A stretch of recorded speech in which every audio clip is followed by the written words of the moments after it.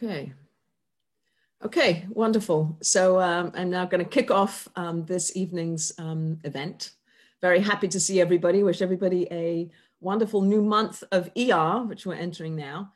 This is a program that we put together, Core Connects Rhode Island and JCDSRI together. In fact, Dr. Englander reached out to me, which I was very excited about, to try to put something together, since it is such a pertinent and relevant topic to be addressing all the way along since the pandemic has hit and people have been inside and children have been more on screens, et cetera, et cetera, et cetera. So I'm very excited about this event. I'm going to introduce Andrea. Andrea is going to introduce Dr. Englander, and then we'll have a presentation followed by questions, which you are all invited to participate in the question answer at the end.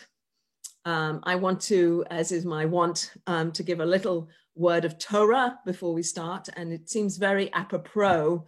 The Torah reading of this week speaks about a person who is afflicted with a skin affliction that is a manifestation of a spiritual malaise. And the spiritual malaise, one of the spiritual aspects of a person that might need rectification is speaking ill of others, slandering others, speaking badly of others. And people walk away from that kind of speech without recognizing what damage they've done. And so God touches that person and it's manifest as a skin affliction or on your houses or on your garments.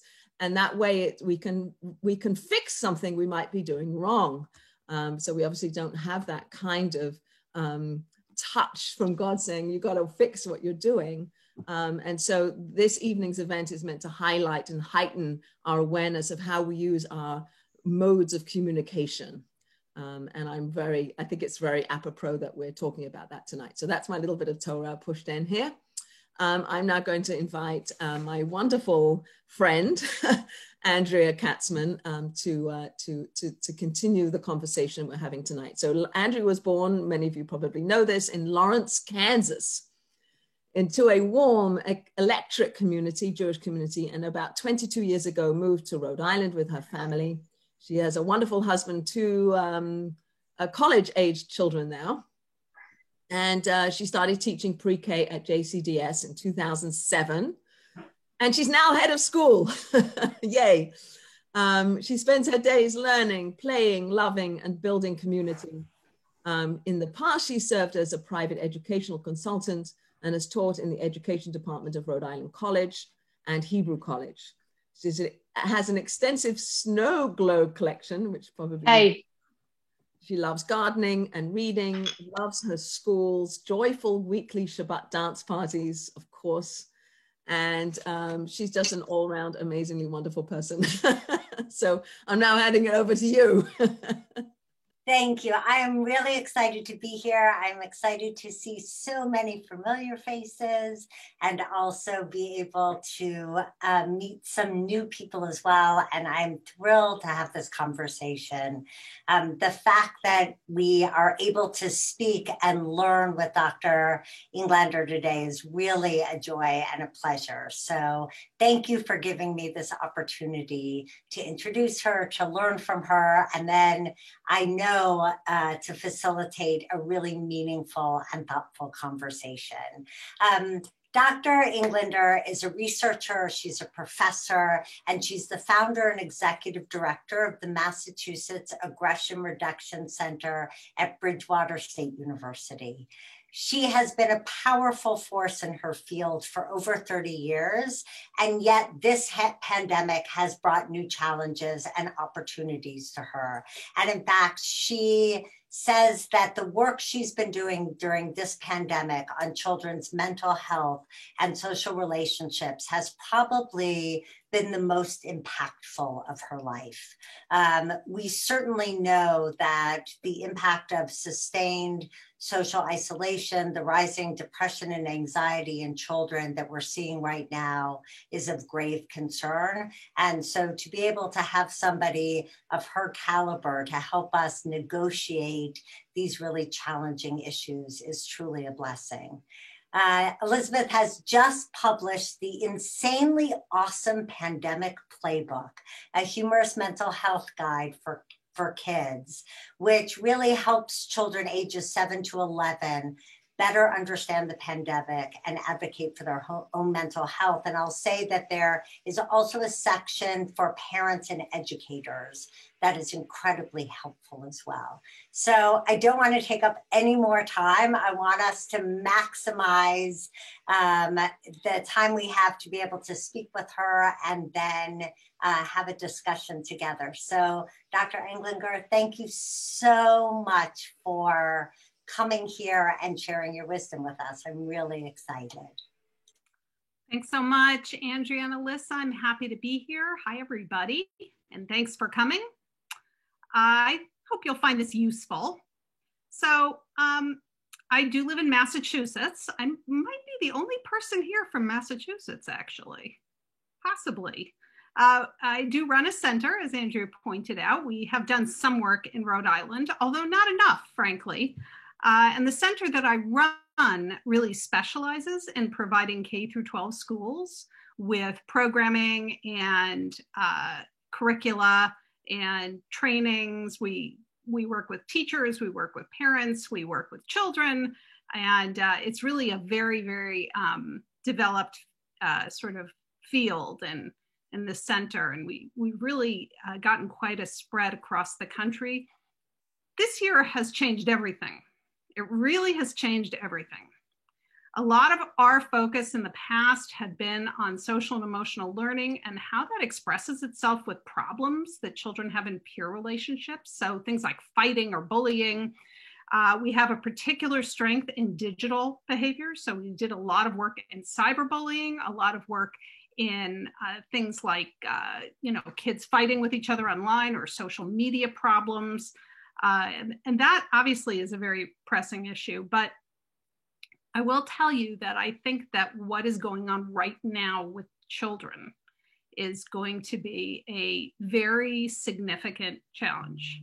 And I think that we're all going to see this in the next 2 years. And I really think it's just beginning, because as children are going back to school, that's really where things are going to start, but it's not going to end there, because even children who have been in school all along are going to have really significant challenges. Right now, kids are kind of in crisis mode and they're coping. But when that energy lets down is really when we're going to begin seeing it, seeing anxiety and depression and other challenges. I'm calling this the hidden pandemic, and I think it really is a hidden part of this pandemic, but I think it's pretty quickly coming to the forefront. Okay, so I'm going to show you guys some of the research that we do a little bit. I'm going to show you some of the work I've been doing, and hopefully some of this is going to be helpful for you. If you have questions while I'm talking, it's perfectly fine to just go ahead and put them in the chat box. That's perfectly fine. And I'll probably notice them pretty quickly. I don't always notice them instantly, but pretty quickly. Okay. So my name is Elizabeth Englander. I'm from Massachusetts. I'll give you all my contact information at the end. You don't have to worry about that right now. Let's just start with what it is that I actually do for a living. So I run this center. We do K through 12 programming. We do a great deal of research. We have a very active research arm, and that's really where I do a lot of my traveling, is talking about my research. We also, though, work with and collaborate with a lot of other stakeholders. So for example, I train judges, I train law enforcement, I train pediatricians. These are very important stakeholders, and they really need to be up on these issues. Now, during the pandemic, I began to work on a project called When the Kids Come Back. And this was last March or April. And what happened last April was that I realized, at that time, you might remember, we thought that kids were going to be going back to school in September. And I know some of you have kids who have gone back to school in September, but I realized, at that point, that we were going to be dealing with a situation where children had been out of school for 5 or 6 months. And this was alarming. The other thing that I found alarming was that nobody was really working on looking at the research on what happens to children with extended absences from school. what happens to them emotionally and socially. So I really wanted to talk about that.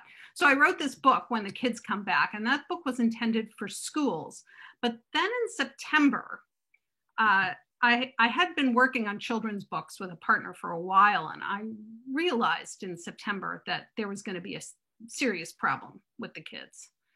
And so we wrote this second book, The Insanely Awesome Pandemic Playbook. And that was released in December.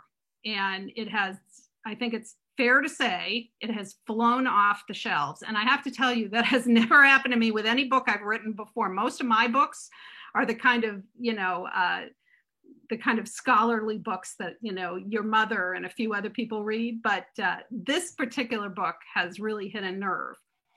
This week, I'm really excited to tell you that this is going to be released. And the sequel really talks about issues like anxiety and depression. It explains to children how they're going to be able to back off screen use. It talks about how they can advocate and promote their own mental health.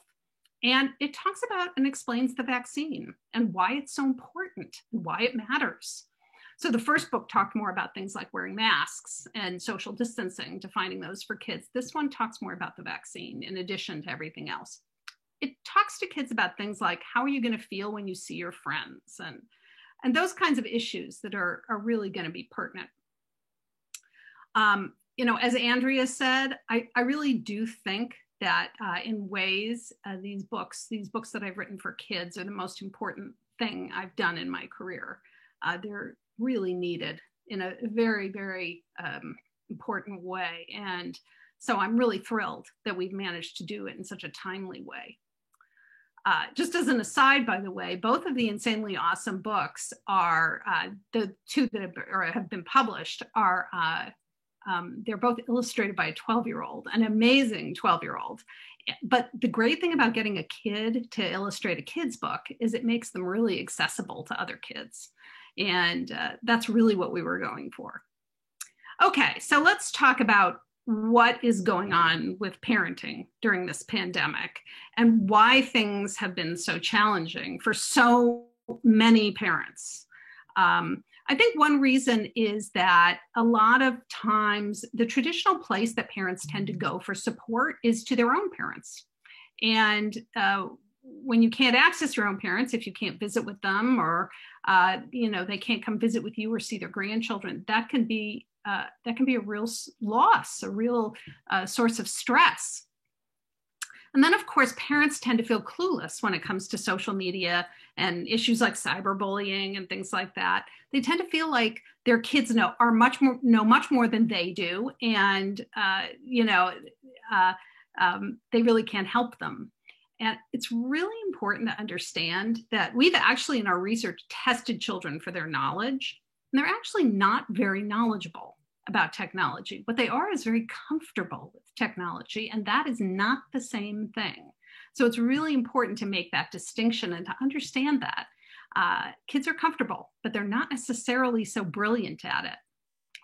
Now, there are other current stressors, of course, that are going on. So you have the whole coronavirus, which by itself is a source of anxiety for children. There's a virus. It's this thing. It makes people sick. People are dying from it, and they're out there. It's out there in the world. That is a very frightening concept for children, particularly for young children. Then you have the whole recession and all of that. Adults tend to believe that children don't understand or know anything about financial issues or stressors, but that is not true. And children are often very tuned in to financial stress that their parents are undergoing. So it's a very important source of stress for them as well. Then you have the whole pandemic and all the unknowns, that we don't really know how things are going to go, or we don't know how long people will have to wear masks, or we don't know when children will be vaccinated, or all of the things that we don't know that are new and uncertain and different for children are very challenging. But I think it is really important to understand that adults can play a key role in helping kids cope with this pandemic. And that's really what I want to talk about tonight. So first, let's just get rid of a few myths, things that you might believe, things that you may have tried that you think might work, but we know don't work, or myths that can hold you back and make you feel less confident. One of these is that you are not a dope about technology. Let's be clear. Most of the problems that children run into when they're using social media or gaming or technology, most of the problems have to do with kids misreading social cues and situations online. It's not about what button to push. That's usually not the issue. The issue is things like, did my friend misunderstand me? Or these people seem to be ganging up on me online. Or these people seem to be ignoring me online. And a lot of this is the same dynamics that we see in between kids and teenagers. I think that we get really distracted by the fact that these social problems are happening online or through technology. And that kind of throws us off.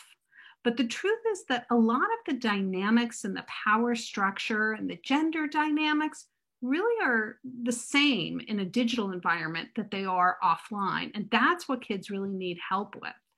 And your life experience can help them with that. All right, another thing to understand is it's really important to understand that social media mistakes are not likely to ruin any child's life. We see kids make social media mistakes all the time, but it doesn't ruin their lives.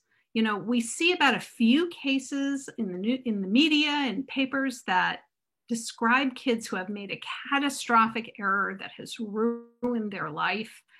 But the truth is that most of the time, kids, when they make mistakes, nothing much happens or something temporarily happens. And so it's really important not to be too afraid of your child making a mistake online. It's also important to understand that adult predators are not the most common threat that children face. We did some research where we asked kids and parents what kinds of issues they faced. And you can see that when we asked the parents this in the study, they felt adult predators were the most common danger that kids might run across. But when we asked the kids, what dangers do you actually run across online? The vast majority of them talked about problems with peers. Here's the thing. If your child has a problem with somebody online, it is overwhelmingly likely to be with another child, and also another child from their school. So it really isn't very likely that it's going to be a strange adult. I'm not here to tell you that adult predators don't exist. They do exist. And some of them are online. So it's not a fake danger, but it's a much, much rarer danger than people think. And sometimes I describe this to parents as like, imagine if you warned your kids every time they stepped outside the house that they might be struck by lightning.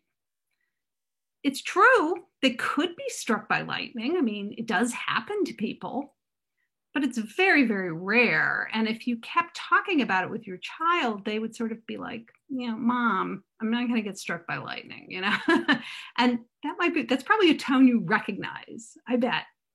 All right. Another thing to really understand is that some of the sort of kookier things that we tend to see or read about in news media are things that really actually pretty few kids engage in. So for example, one of the kookier online things are kids who say that they really fall in love with or get really close with somebody who they've never met in person. And this alarms everybody. And you always think like, really, kids do this? They think they're really close with somebody they've never met in person? Well, it turns out only about 17% of kids feel that way. Only about 17% feel like they've really felt close to somebody they've never met in person. So, and that's the kind of pattern we tend to see over and over again.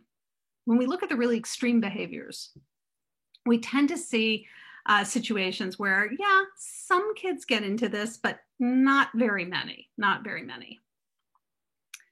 Another myth, I think, is the idea that we can easily tell that kids are just totally fine emotionally during this pandemic. Like we say, oh, my kids have been in school, so none of this has affected them. Or my kids seem really cheerful, so they must be totally fine. Or we don't really know anybody personally who has died or lost their home, so there's no real stressors or things.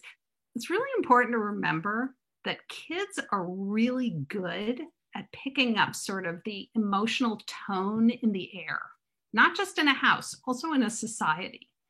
And so when they're in a community where lots of people are locked down, even if they're going to school, that is still going to affect them.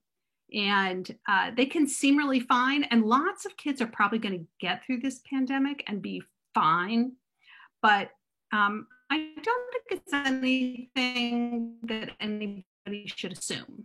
I think that we all have to watch our kids and sort of see, how they seem to be. Okay, so let's talk about a few better approaches. The first approach, and this is one of the most important ones, is that kids need to have the language to identify feelings about this pandemic and some of the coping skills that go with it. So they need to know, for example, what do we mean when we talk about anxiety? What does that mean? What does social distancing mean? What does that mean? How far apart is 6 feet? Why do we have to wear masks? What is a vaccine? What is it? Is it magic? Like, how does it work? These kinds of questions are really important. Kids need to understand what depression is.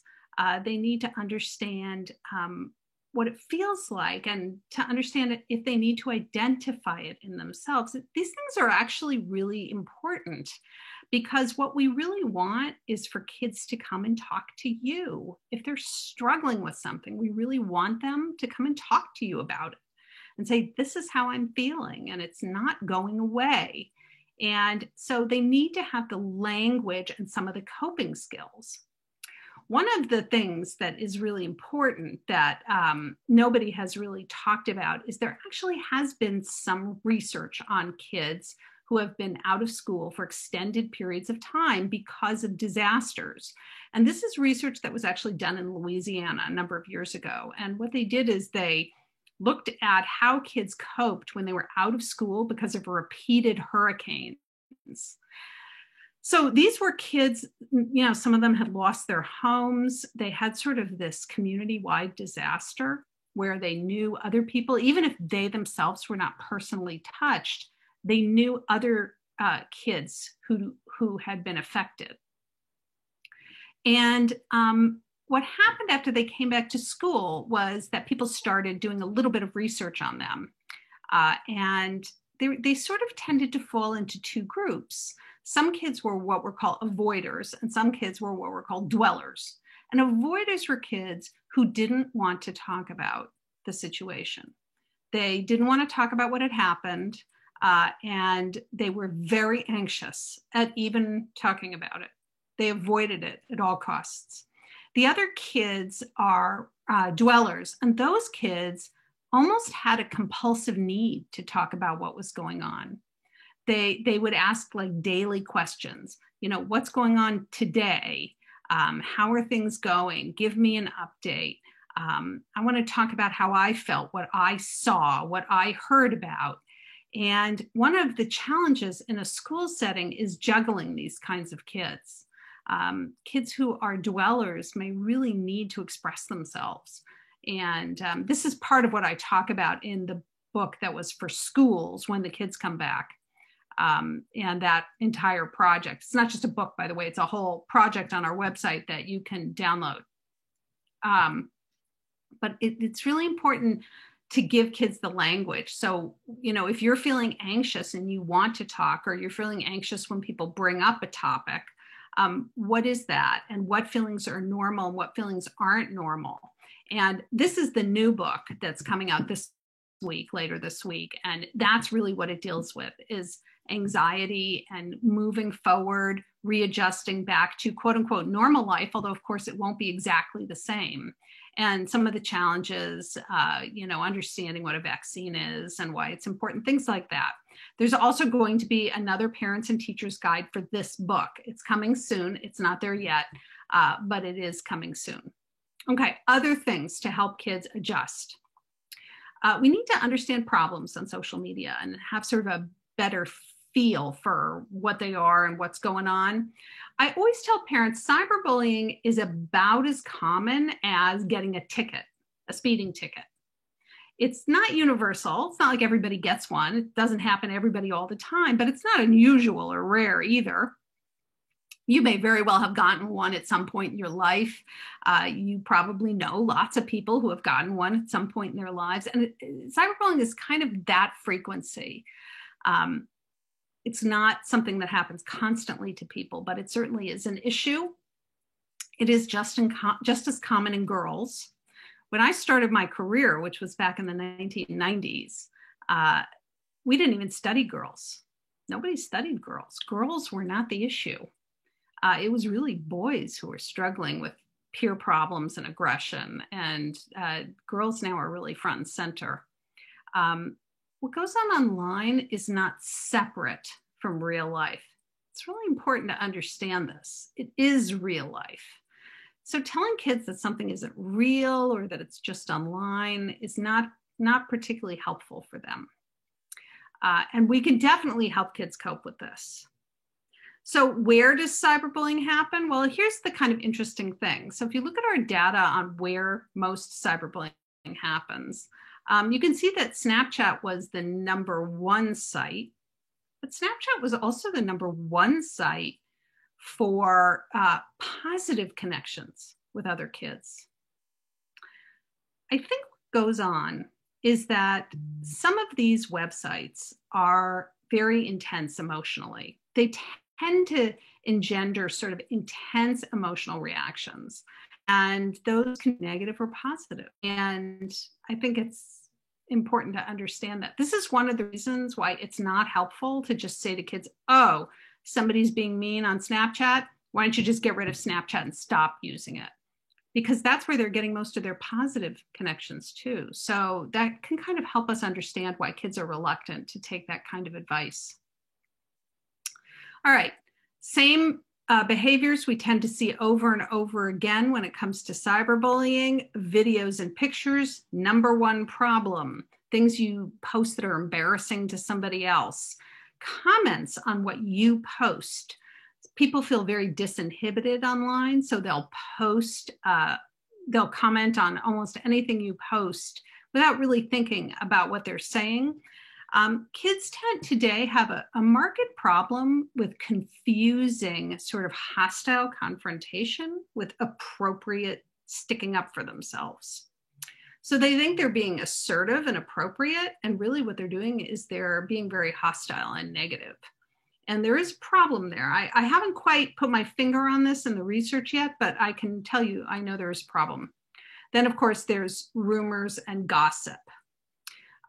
Bias is also increasing dramatically between children, as it is between adults in the United States. And this is not something that's in the rearview mirror. This is something that we now, once again, have to really address front and center as a major problem in the United States. And I think a very, very important issue. Most children who are cyberbullied don't experience very serious issues. As you can see, most of the time it happens once and it's minor. So don't panic if the word cyberbullying comes up when you're talking to your child. Don't panic. It's okay. We also did another study where we asked children what adults did that helped them when they were having problems online.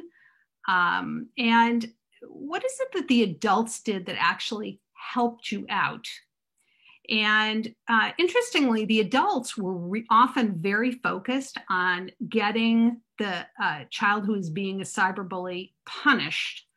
But punishing the bully was not particularly helpful from the kid's perspective. From the kid's perspective, the most important thing was really to be supportive, to talk, to give advice, to make sure friends are nearby so that they can provide support, and to check in and see how things are going, and to sort of keep checking in and keep seeing how things are going.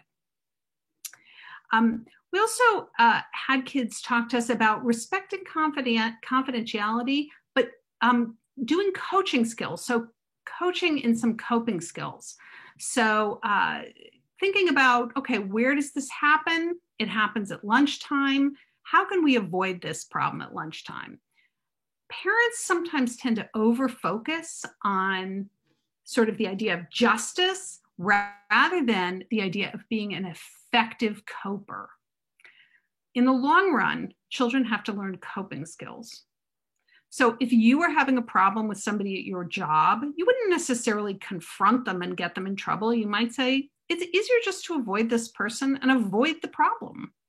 And kids often want to do the same thing. So it's really important to remember and sort of take the long view when you're thinking about coping skills. 3, we really have to emphasize sort of the healthy use of social media. Don't just emphasize dangers, emphasize the concept of health. So it's not just that social media is this terrible, dangerous thing. It's that we want to use screens in a way that really promote a healthy lifestyle. This, by the way, is one of the most important things that we're talking about in the new book, is how can we really get kids back off a little bit from their incredibly intense screen use during this pandemic. And we really talk a lot with kids about health and using screens in a healthy way. So you want to have these discussions with kids, and there's a couple of tips that are really good. One is avoid misunderstandings. Be careful about what you say online. Don't gang up on other people. If somebody is mad at you, don't just lash back to them, because sometimes you can cause a misunderstanding. Sometimes you can misunderstand what other people are saying too. Very common. Remember, emotions in digital environments escalate really rapidly. And there's a lot of good research behind this. It really has to do with an effect called priming, emotional priming, which I'm not going to get into tonight, but it's a very real effect. And when you understand that emotions escalate, you can sort of have your eye on that issue and be aware of it. Be very careful about what you post. Be very careful about what you post. And by the way, this goes to parents too. Parents sometimes just post and post and post and post about their kids. Please be very careful about what you post, because it's really, really important to make sure that everybody's okay with it, that it's information you're comfortable giving out, things like that. And of course, we always say to kids now, this is a very stressful time, so keep things positive. Some of the things that we teach kids that you can teach kids too, when we talk about these in the book, is really refreshing your mind by taking a break from social media. So we don't say to kids things like in the book, like limit yourself to 1 hour, because how do you limit yourself to 1 hour? Like every time you send somebody a message, is that 10 seconds? It's that kind of time limit is very difficult right now to really enforce. So we flip it around. We say to kids, be sure to carve out time, high quality face-to-face interactions, because here's the thing. Children learn social skills through in-person interactions with peers and to a lesser extent with family. So it's really, really important to have time to play with other kids or to hang out if you're older. Really important. And even really high quality digital interactions cannot substitute for that. I think also we need to sort of give kids a break academically. I'm just feeling like right now kids are very stressed, and, emphasizing academics or achievement right now is not the job of the moment. I feel like the job of the moment is to really support kids emotionally and socially, and let everybody retool and re-gear, get their emotions, straightened out and calmed down and learning to cope. And then we can sort of look at academics again. We do need to focus on social skills, and that's very, very important. Now, like I said, the gold standard for learning social skills is face-to-face time with peers who are not in your family, but the silver medal goes to family time. So you're going to need to really have quality family time. That is going to be absolutely key. And that means setting up family time where there's no social media. So everybody should be spending time with their kids doing things that don't involve a screen. You can go for a hike, you can go for a walk, you can play games outside, you can play board games at the table, anything like that. You can have reading time. Are you going to start cooking dinner at 5:30 p.m.? Get your kids off the screen and have them come help you. And while you're cooking dinner, talk. You don't have to talk about anything important or significant. You just want them to have that FaceTime with you without the screens distracting them. And one of the biggest things that we found in our research, and this has really been replicated by lots of other researchers, is the importance of family dinner. So family dinner without any screens or phones. Take away the phones, you don't answer the house phone, and you really just have time to talk and relax with each other. This is a learning curve. Kids don't come to it knowing everything, but they tend to love it once they've done it. But one of the interesting things about this is we did a study where we looked at family dinner and involvement in bullying and cyberbullying. And what we found out was that even kids who told us that their families fought a lot at dinner, those kids still were less likely to be involved in bullying or cyberbullying than kids who didn't eat dinner with their family. So even if you have a teenager and dinner time tends to disintegrate into a quarrel, it's still better to eat dinner together, because that's really, really a precious time that is going to allow you to connect and allow those kids to really hone their social skills in a way that's helpful for them.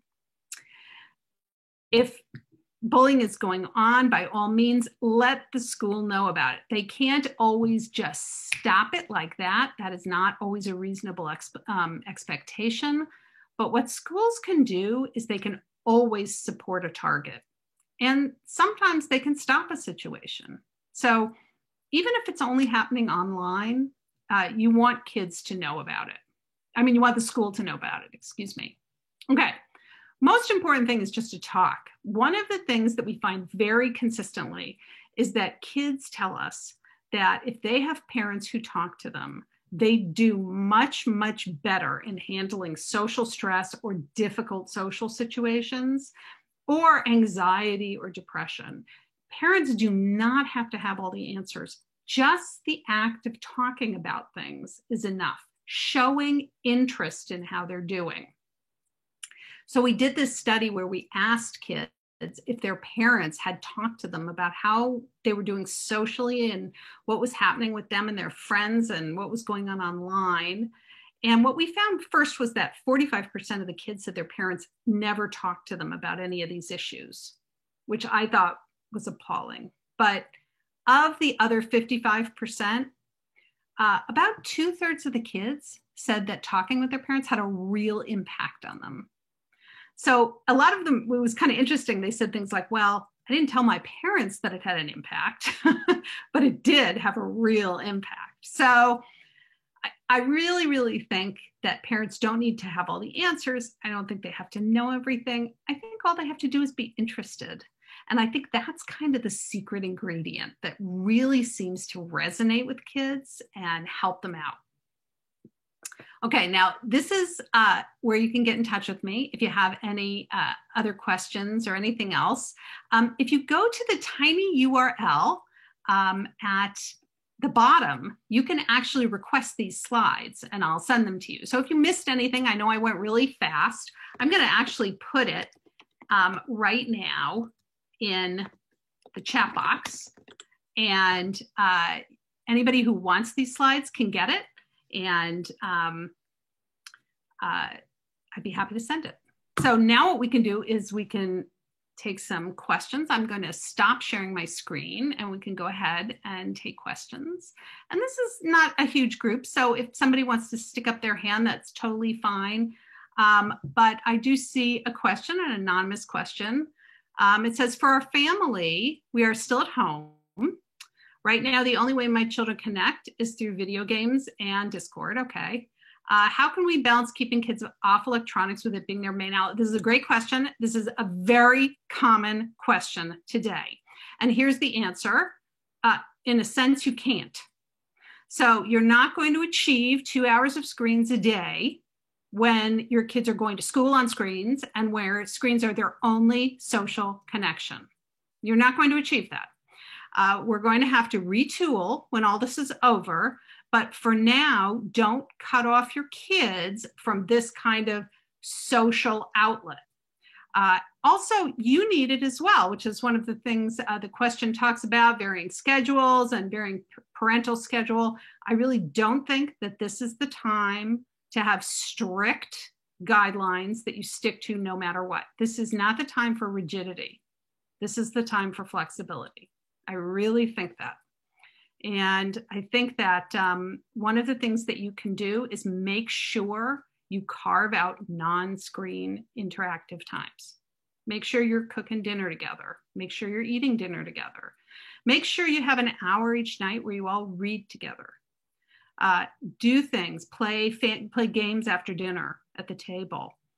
Do things like that, because that's going to really be what's important in the end. And it's going to be what kids are going to remember about this time during the pandemic. I think that kids need the social interaction, so you can't cut them off online. But the other thing you can do is, especially now that the weather in the Northeast, certainly the weather is getting better. Those of you in California have no excuse. But those of us in the Northeast, the weather is finally getting better. And really work hard to try to set up outdoor things for your kids. So, do things, and your kids might feel awkward and peculiar about doing things like if you said to your 13-year-old, why don't you go take a walk with your friend? They would look at you like you had 3 heads, like, what are you talking about? But what you can do is call up the other parent and say, let's take the kids on a walk, and just get them used to each other again, get them used to talking to each other face to face, get them over the awkwardness, and then see if they don't want to do things on their own outside. And I think this is actually really important. It's really important to be sensitive to the fact that kids socially are feeling really weird right now. And that's very, very, very common.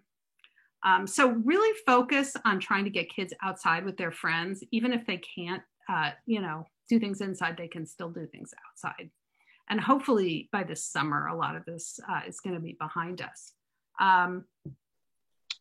Be able to be in places of acceptance that this is difficult, and it's okay if it feels hard for us as well.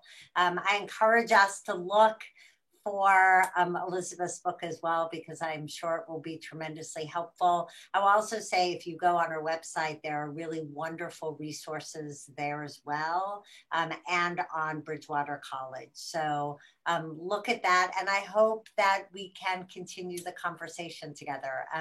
Alyssa, thank you for always creating this incredibly warm and supportive community where people can come and think about issues that mean so much to us in our lives. So it's really meaningful. So thank you all for taking the time to come here and speak. Thank you. Thank you.